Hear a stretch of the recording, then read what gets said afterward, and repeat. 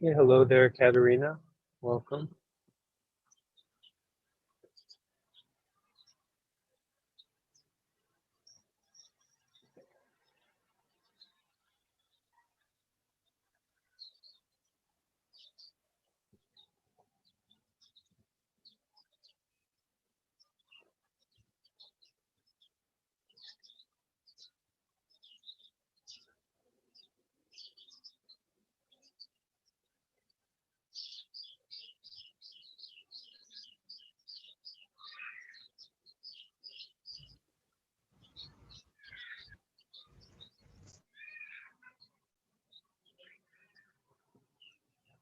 Louise, welcome in.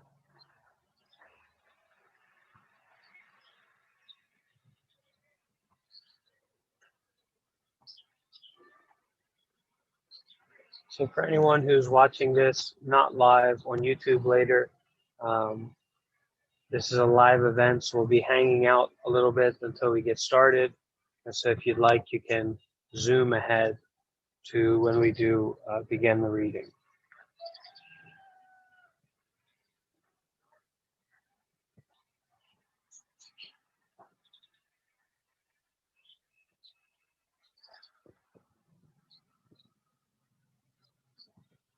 Welcome.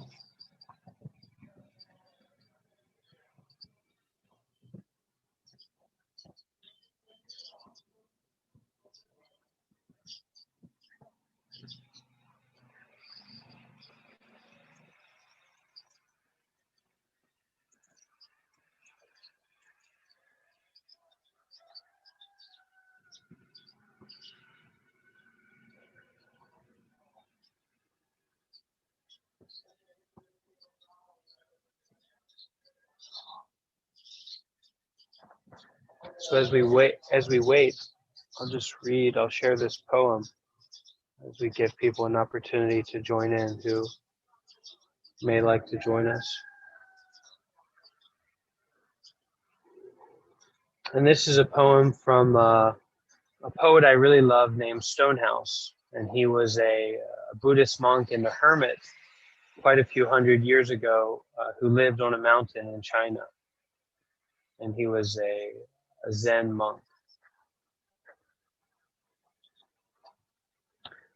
To Red Curtain Mountain and Sky Lake Spring, I moved at the start of imperial celebration to a flat-topped rock near the summit. Like a blue lotus rising from a pool, and a spring I call Sky Lake, flowing without cease since the world began. Here I cleared a field of worldly dust and built a hut to live out my old age. From outside it might look small, but inside there is room for all my things. A gilt statue veiled by emerald silk, a carved bowl whose water reaches the vault of heaven, a straw cushion and a meditation chair, incense bell and gong to mark the dusk and dawn. I planted good luck grass in a porcelain pot and dragon pool rushes in a basin of stone. Mountain-grown rice is fragrant, and smooth vegetables from my garden are tender and sweet. I have abandoned right and wrong, success and failure.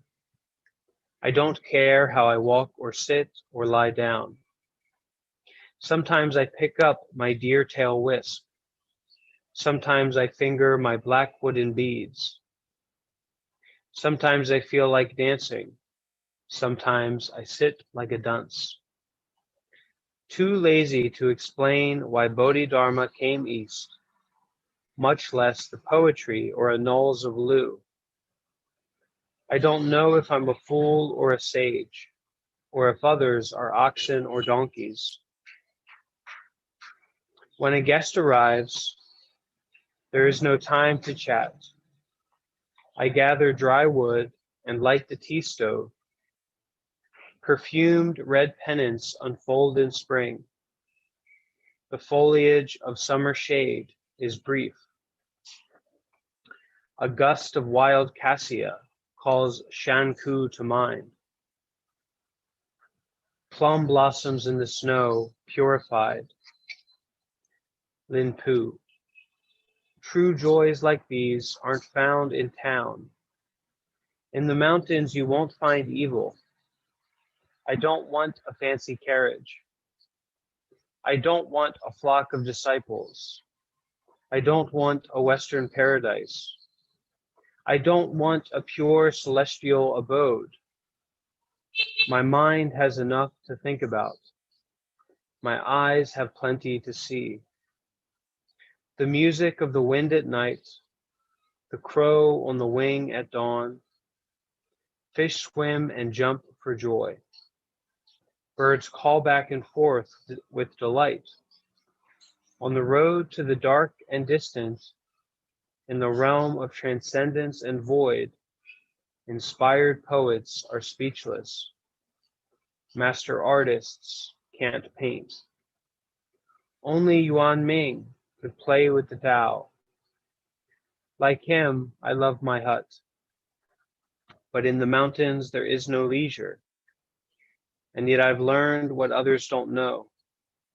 How to channel a spring around a slope with bamboo. How to start the morning fire with a rock. How to pound mountain rice and chop wood before the pot boils. I drool on uncleared land. I plant taro and beans where I've managed to hoe. I don't stop moving all day. Before the sun sets, I'm exhausted. Back home, I wash my feet and lie down, too tired to notice the phases of the moon. Birds from the next forest over wake me up along with the sun's red disk. Through the pines today and tomorrow are the same. Last year and next year, no change. In spring, plants sprout. In summer, they flourish. In autumn, clouds gather. In winter, it snows. When the sky falls to earth, Sumeru shatters. Buddhas take off their dirty clothes. So with that, we will get started with our Metta reading, our reading on Metta. But before that, let's just take a few minutes, a few moments to get centered, to check in with our body and our breath.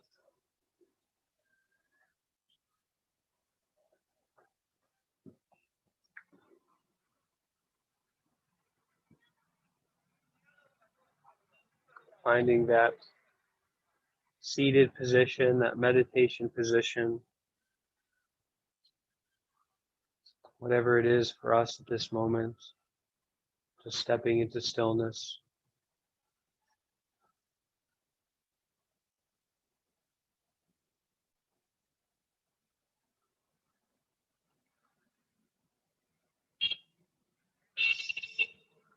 Beginning to notice the breath.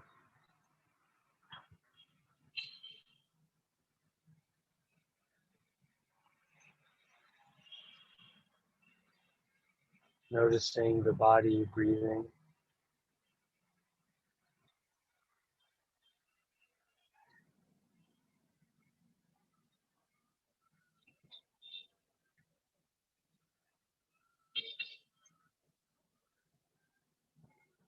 Gently allowing our experience to be however it is.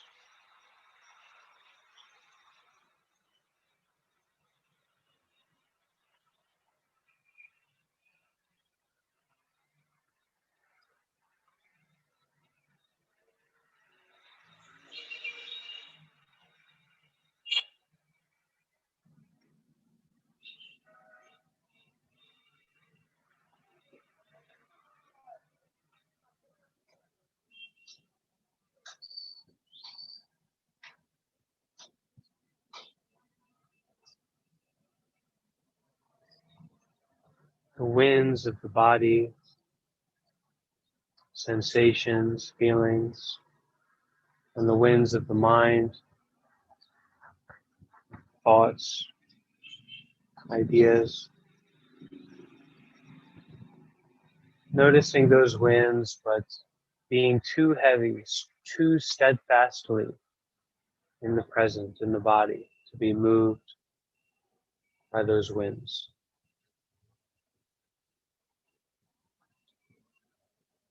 Just breathing.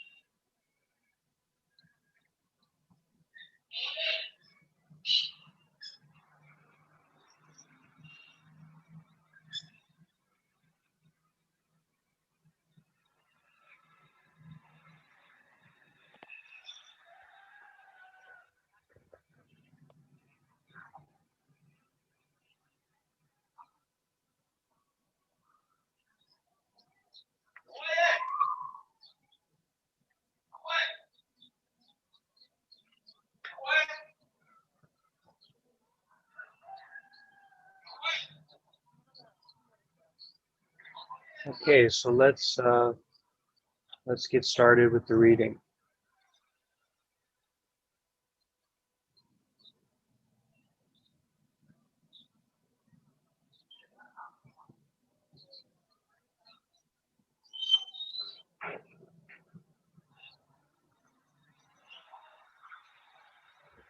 So we're on chapter 5 of Loving Kindness in Plain English.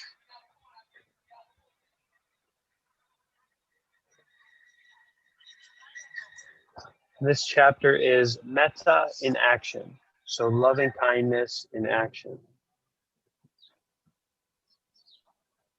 In May 1975, a month after the Vietnam War ended, the U.S. State Department called to ask if I would serve as Buddhist chaplain at a refugee camp in Florida. This is in regards to the author of this book, who is a very famous Buddhist monk. So in May 1975, a month after the Vietnam War ended, the U.S. State Department called to ask if I would serve as a Buddhist chaplain at a refugee camp in Florida. Vietnamese fleeing their country were arriving in great numbers there. I'd had no experience working with refugees and did not speak Vietnamese or French, but I said yes. Then I called a friend, John Gargay, who had worked with refugees and spoke some French, and he agreed to accompany me.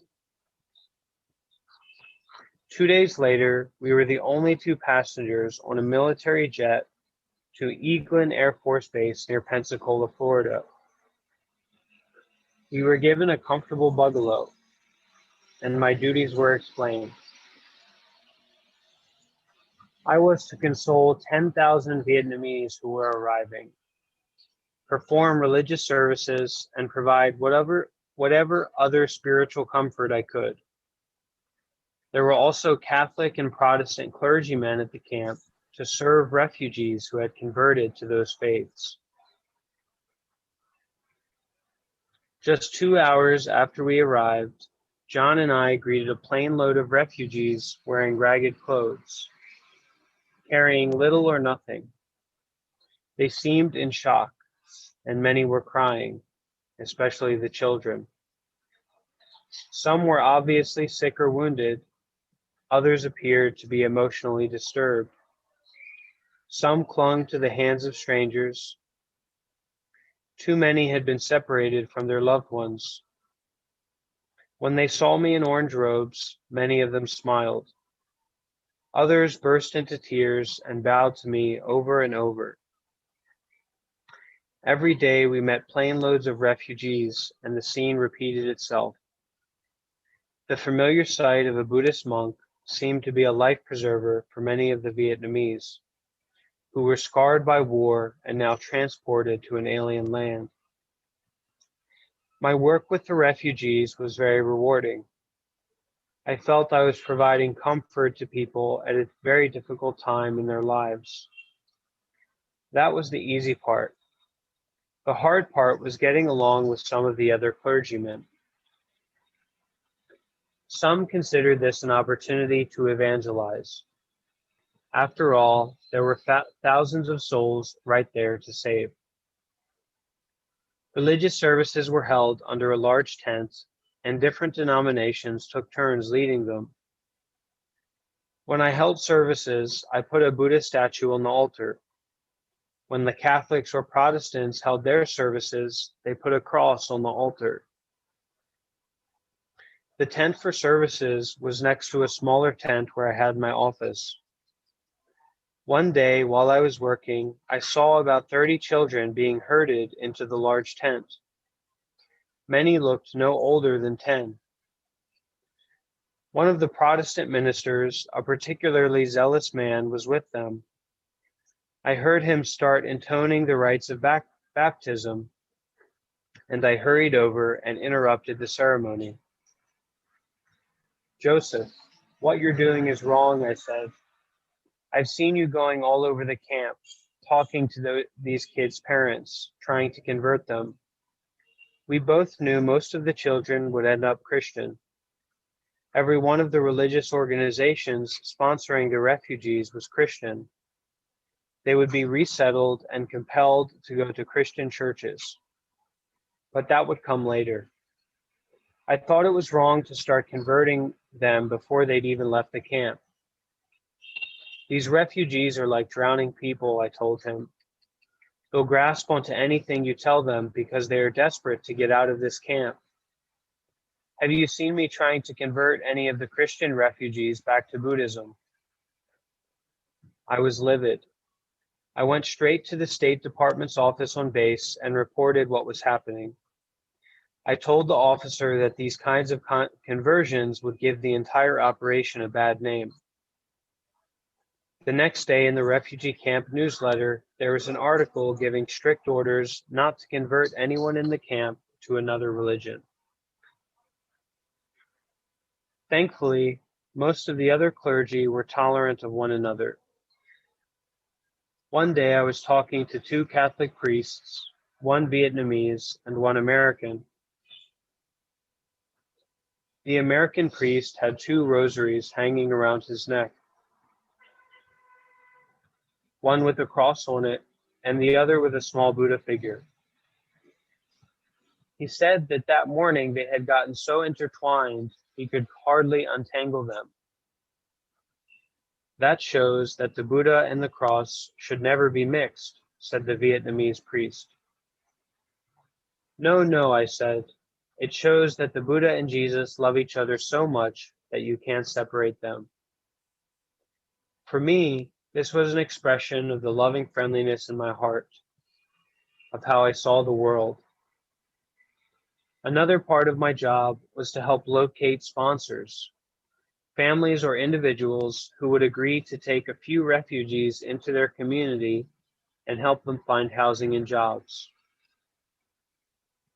One woman who had agreed to sponsor a young Vietnamese man brought him back to the camp, saying she wanted to return him. She had taken care of him for a month. "I thought he was a good Christian," she said, her mouth set in a frown. "He's not a good Christian?" I asked. "Not at all," she said, obviously disappointed. "What is his religion?" "He's Buddhist," she snapped. "I just found out."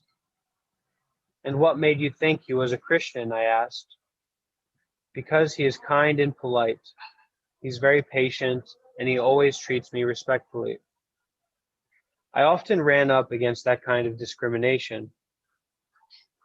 Not long after my arrival at the base, a strongly worded editorial appeared in the local newspaper. How could the U.S. government use taxpayers' money to bring a pagan to help the poor Vietnamese refugees at the camp? If those miserable people don't become Christians, the writer declared, then let them go to hell. Just don't use our tax dollars to teach a satanic religion. The general impression of Buddhism has certainly changed over the years. In my life now, my response to discrimination is usually loving friendliness, a pure, unadulterated desire for the well-being of others, a love without attachment or expectation, practiced unconditionally. It's the ultimate underlying principle behind all wholesome thoughts, words, and deeds. Metta transcends barriers of religion, culture, geography, language, and nationality. Loving friendliness is the reliable path to peace, to warm connection. It is a universal and ancient law that binds all of us together. We need it in order to live harmoniously.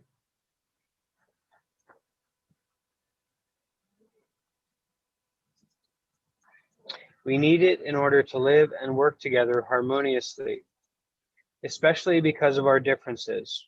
We need loving friendliness. And when we extend metta towards others, our own lives become happier and more peaceful.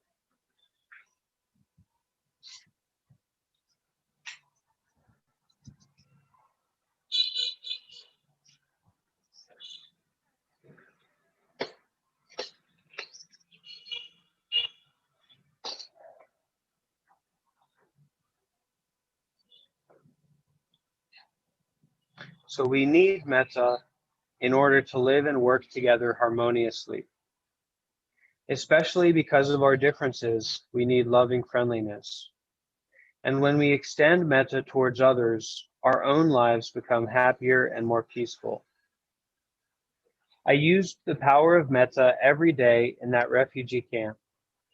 The refugees needed it to help heal their psychological and emotional wounds.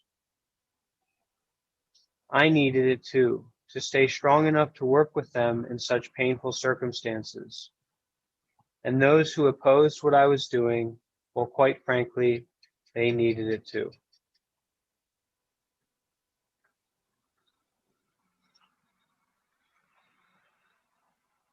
So that is the end of chapter 5.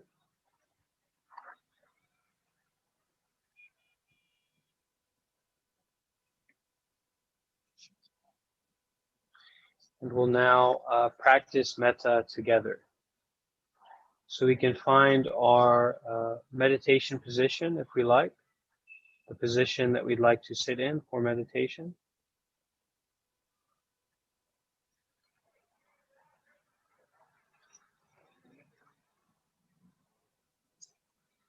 And we'll begin by cultivating metta for ourselves using certain affirmations. So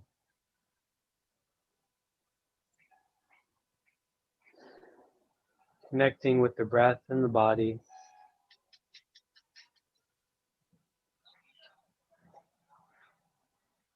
and repeating after me.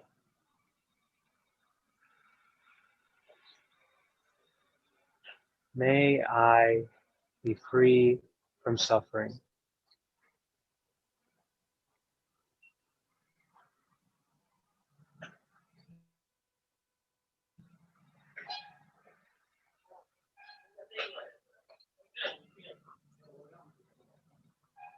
May I be free from suffering.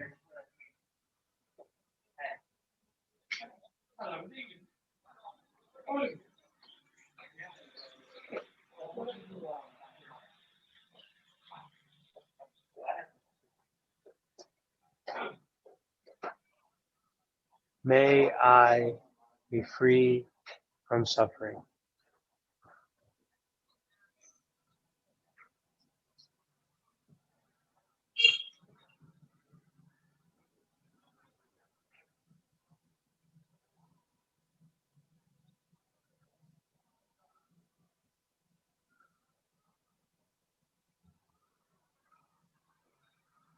May I be happy.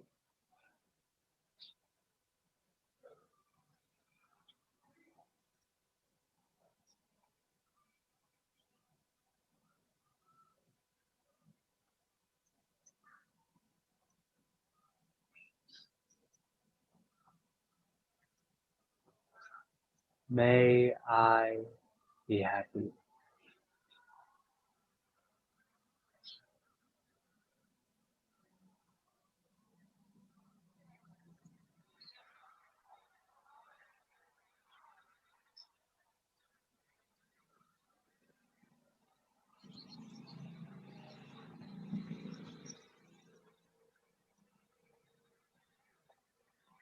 May I be happy.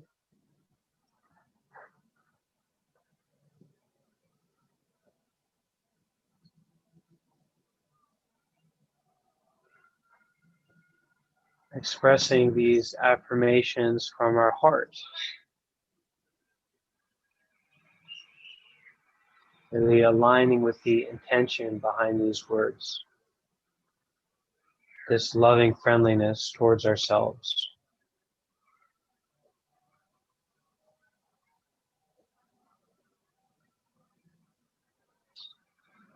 May I be patient.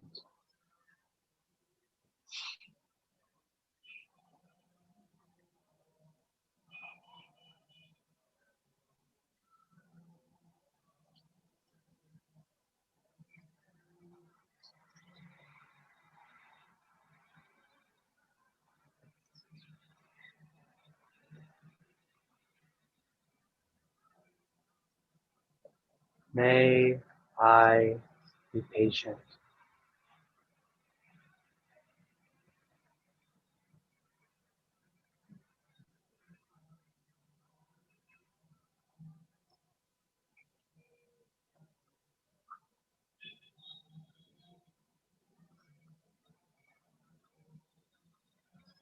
May I be patient.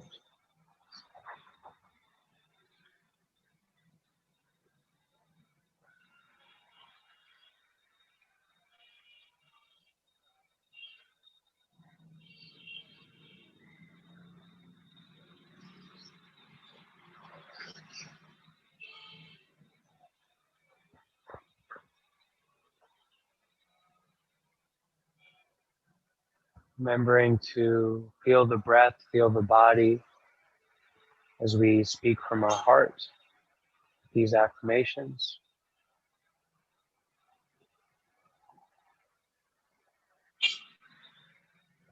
May I be well, happy, and peaceful.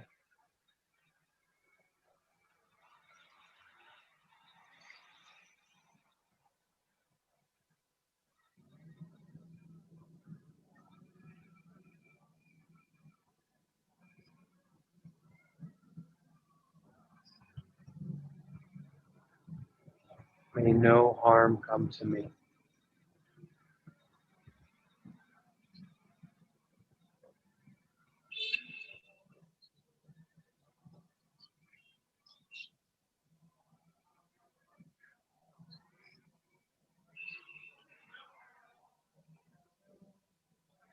May no difficulties come to me.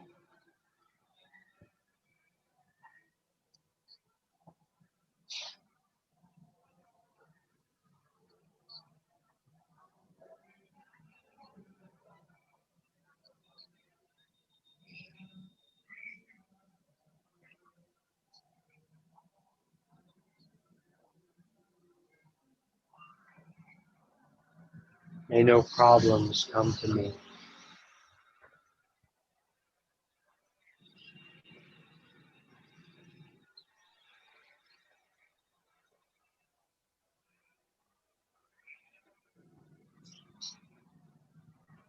May I always meet with success.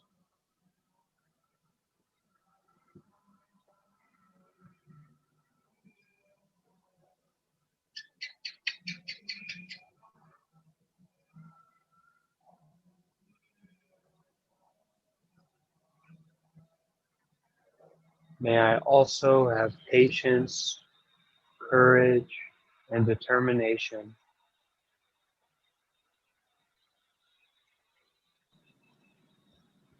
to meet and overcome inevitable difficulties, problems, and failures in life.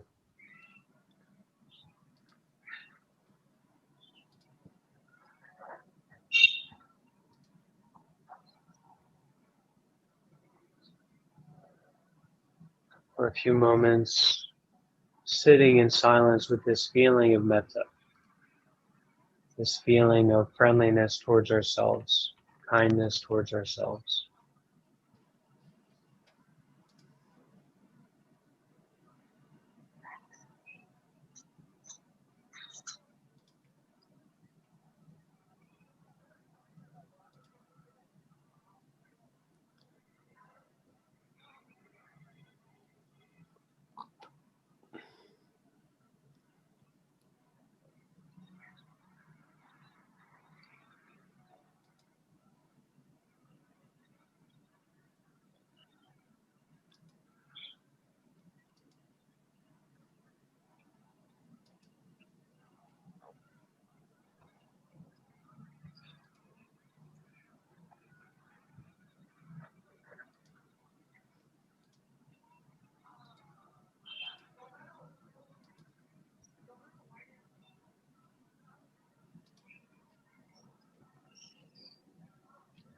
Breathing and embracing ourselves with this kindness.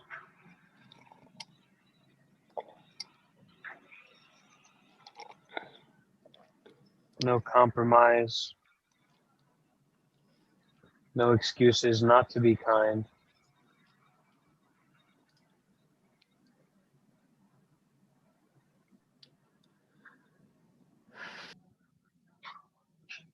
Just really being in this space with ourselves of kindness, friendliness.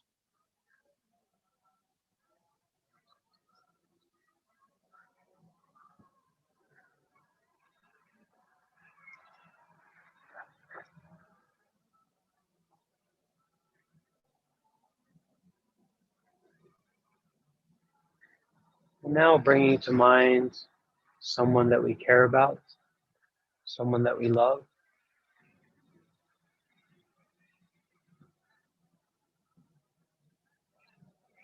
And with them in mind, repeating these words, really feeling the intention. May you be well, happy, and peaceful.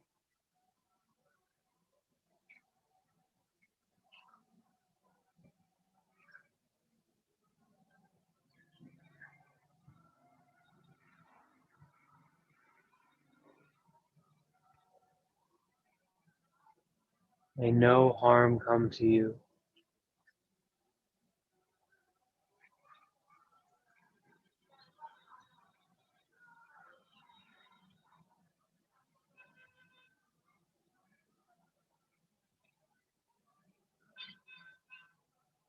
May no difficulties come to you.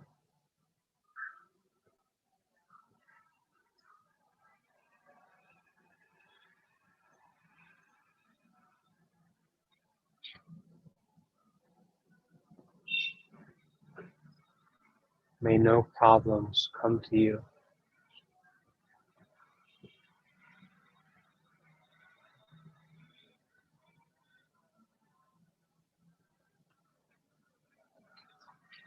May you be healthy.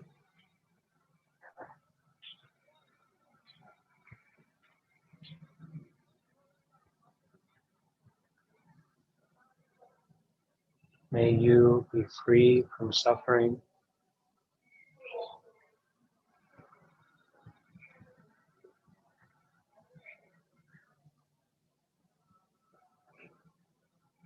May you know total peace.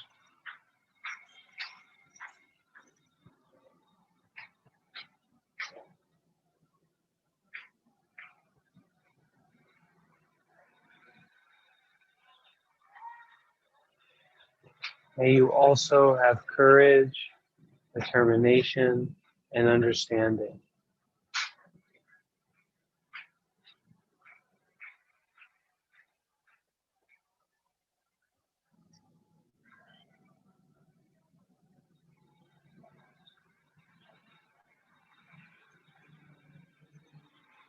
To meet and overcome inevitable difficulties, problems, and failures in life.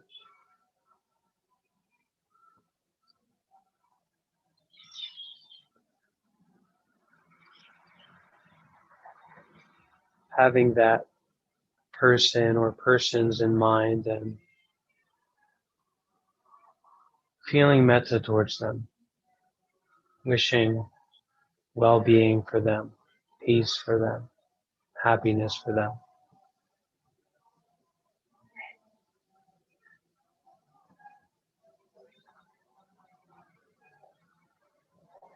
Allow your heart and your body to radiate metta, to radiate this kindness.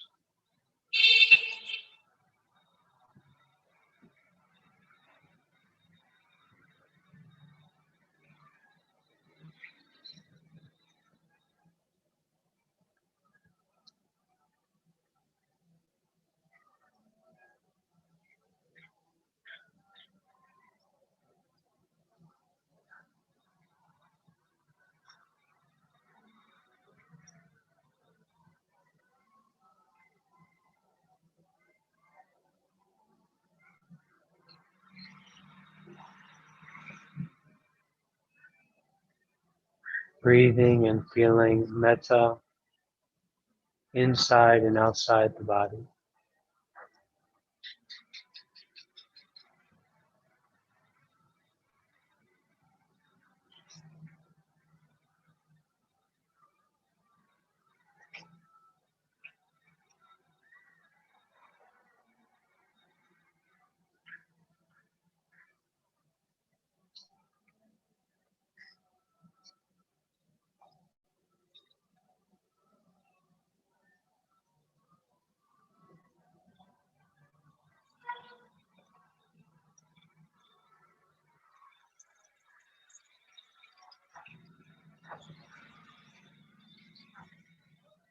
And now bringing to mind a neutral person or persons.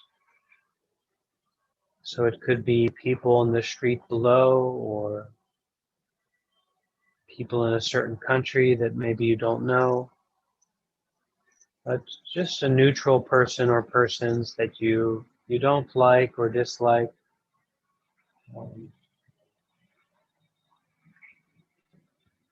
Not having strong feelings about them. And bringing them to your mind, this neutral person.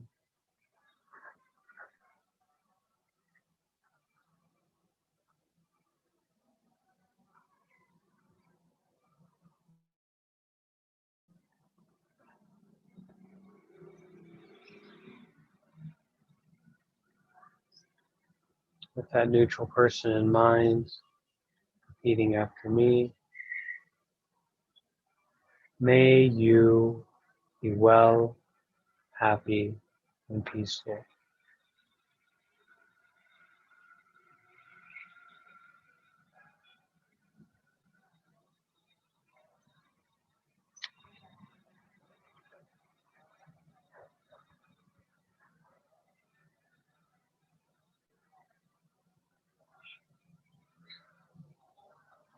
May no harm come to you.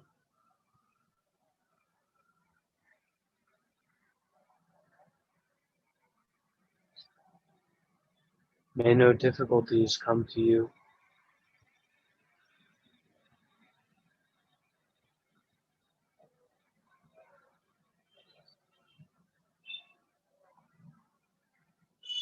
May no problems come to you.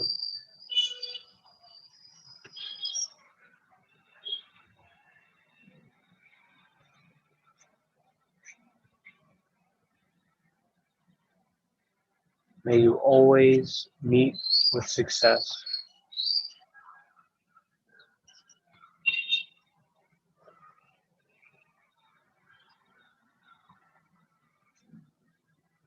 May you be healthy.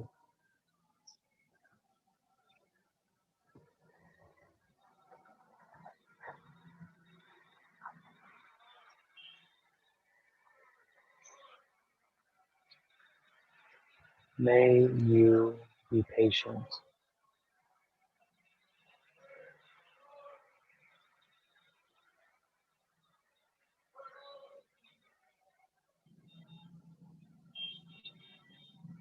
May you be kind.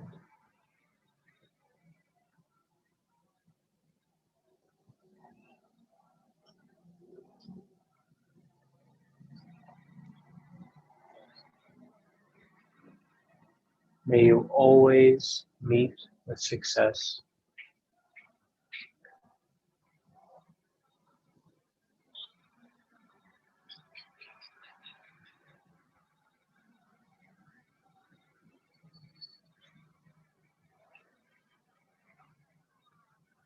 May you also have patience, courage, and understanding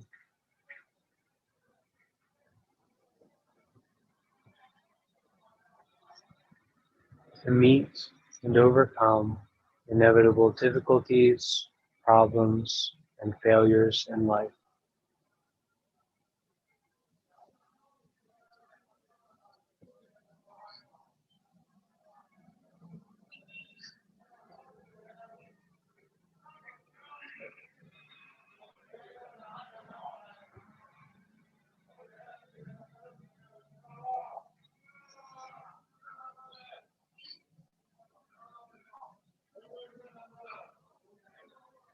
May you be at peace.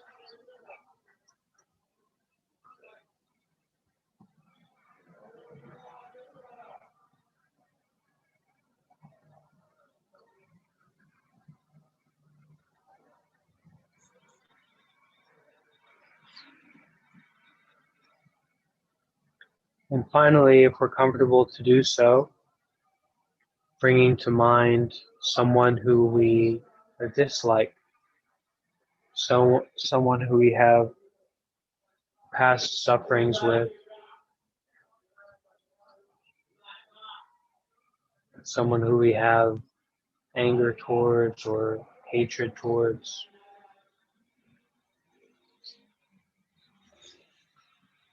Bringing that person to mind if we're comfortable to do so. If not, we can continue practicing metta towards a loved one or towards ourselves. But if we can, bringing to mind that person who we don't like,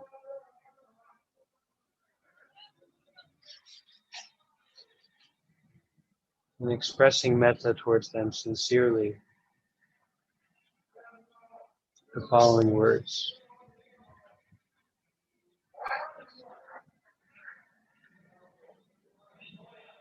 May you be well, happy, and peaceful.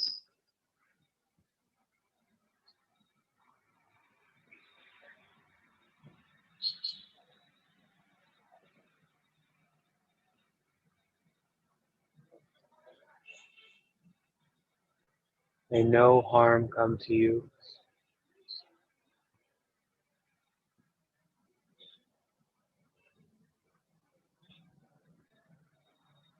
May no difficulties come to you.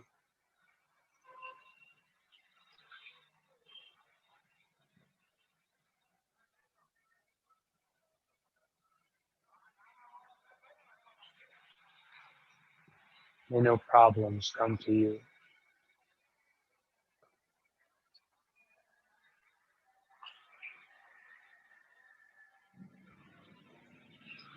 May you always meet with success.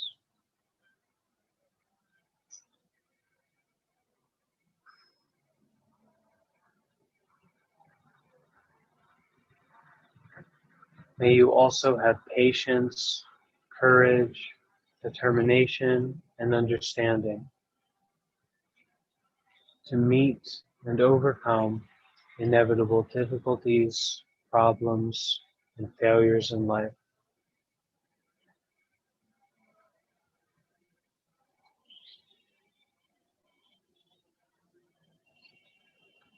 So trying that out, feeling into that,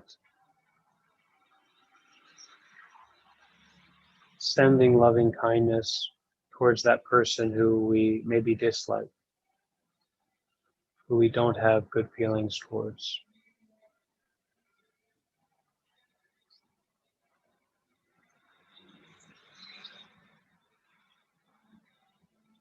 What does it feel like to send metta in that direction?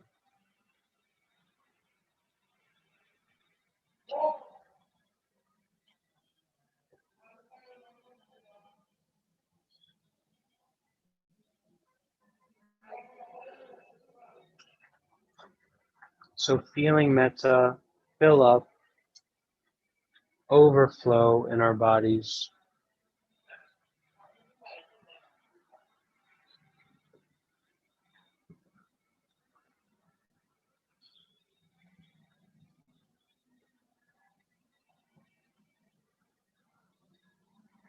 And we'll close with the reading from the Buddha on love. The discourse on love. They who want to attain peace should practice being upright, humble, and capable of using loving speech. They will know how to live simply and happily, with senses calm, without being covetous and carried away by the emotions of the majority. Let him or her not do anything that will be disapproved of by the wise ones. And this is what such a person contemplates. May everyone be happy and safe, and may all hearts be filled with joy. May all beings live in security and in peace. Beings who are frail or strong, tall or short, big or small, invisible or visible, near or far away, already born or yet to be born, may all of them dwell in perfect tranquility. Let no one do harm to anyone. Let no one put the life of anyone in danger. Let no one out of anger or ill will wish anyone any harm. Just as a mother loves and protects her only child at the risk of her own life, at any given moment, cultivate boundless love to offer to all living beings and all aspects of our experience. Let our boundless love pervade the whole universe, above, below, and across. Our love will know no obstacles. Our hearts will be absolutely free from hatred and enmity. Whether standing or walking, sitting or lying, as long as we are awake, we should maintain this mindfulness of love in our own heart. This is the noblest way of living. Free from wrong views, greed, and sensual desires, living in beauty and realizing perfect understanding.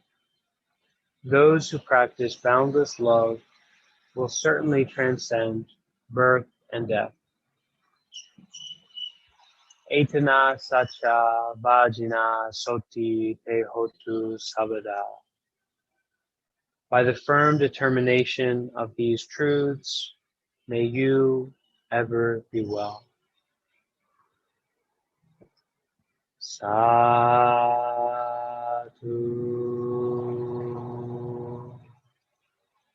Sadhu.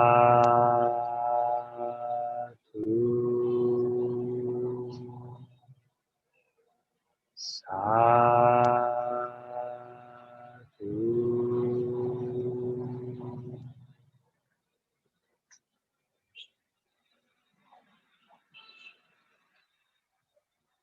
Okay, thank you everyone for joining. I hope you got some benefit from our practice together.